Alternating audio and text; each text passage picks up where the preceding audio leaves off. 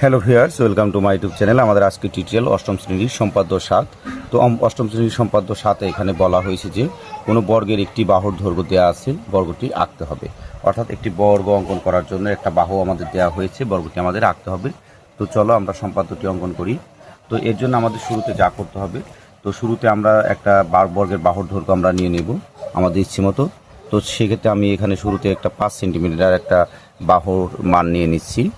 তো তোমরা তোমাদের ইচ্ছে মতো নিয়ে নিবে। তো সেক্ষেত্রে আমি 5 সেন্টিমিটার নিয়ে নিলাম। এখন আমাদের যা করতে হবে, আমাদের ইচ্ছে মতো অর্থাৎ যে কোনো একটা ইচ্ছে মতো একটা রশ্মি নিতে হবে। তো সেক্ষেত্রে আমরা একটা ইচ্ছে মতো একটা রশ্মি আমরা নিয়ে নিলাম। নিয়ে নেওয়ার পরে দেখো এই রশ্মির এই বিন্দুতে আমাদের একটা লম্ব অঙ্কন করতে হবে। তো দেখো লম্ব অঙ্কন করার জন্য ইচ্ছে মতো তোমরা চাইলে বড়ও নিতে পারো, ছোটও নিতে পারো, এরকম ছোটও নিতে পারো, বড়ও নিতে পারো। আমরা তো এই মাপ নিলাম।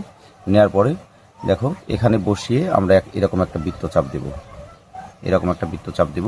দেওয়ার পর এই একই মাপ আর সরানো যাবে না, এখানে বসাতে হবে। বসিয়ে এদিকে একটা বৃত্তচাপ দিতে হবে।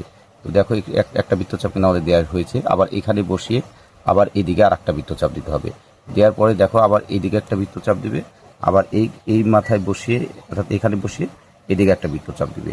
তো বৃত্তচাপ দেওয়ার পরে দেখো এই যে বিন্দুতে একটা ছেদ করলো, আমরা এখন এখানে বসিয়ে এইদিকে একটা আমরা রশ্মি অঙ্কন করে দেব। তো দেখো রশ্মি অঙ্কন করা আমাদের শেষ। এখন আমাদের এই যে মান অর্থাৎ এ বাহুটার মাপ, সেই এ বাহুটার সমান করে আমরা এখানেও কাটবো, এখানেও কেটে নিব। আবার এই কোণের অভ্যন্তরে আমরা কেটে নেব।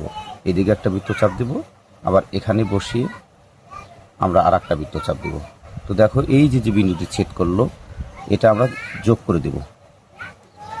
এখান থেকে বসিয়ে এখানে যোগ করে দেব, আবার এখান থেকে এটাও আমরা যোগ করে দেব। যোগ করে দিলে আমাদের বর্গ অঙ্কন করা শেষ। তো দেখো আমাদের বর্গ অঙ্কন করা শেষ হয়ে গেল। তো আমরা এখন বর্গটার নাম দেব এ বি সি ডি, এখানে দেব ই আর এখানে দেব এফ। আর এই এর সমান হচ্ছে আমাদের ছিল 5 সেন্টিমিটার, 5 সেন্টিমিটার। তো ঠিক আছে, বর্গের প্রত্যেক বাহু যেহেতু সমান, তো তাহলে প্রত্যেক বাহুই হবে আমাদের 5 অর্থাৎ এর সমান। তো এই ছিল আমাদের সম্পাদ্য 7 অষ্টম শ্রেণীর।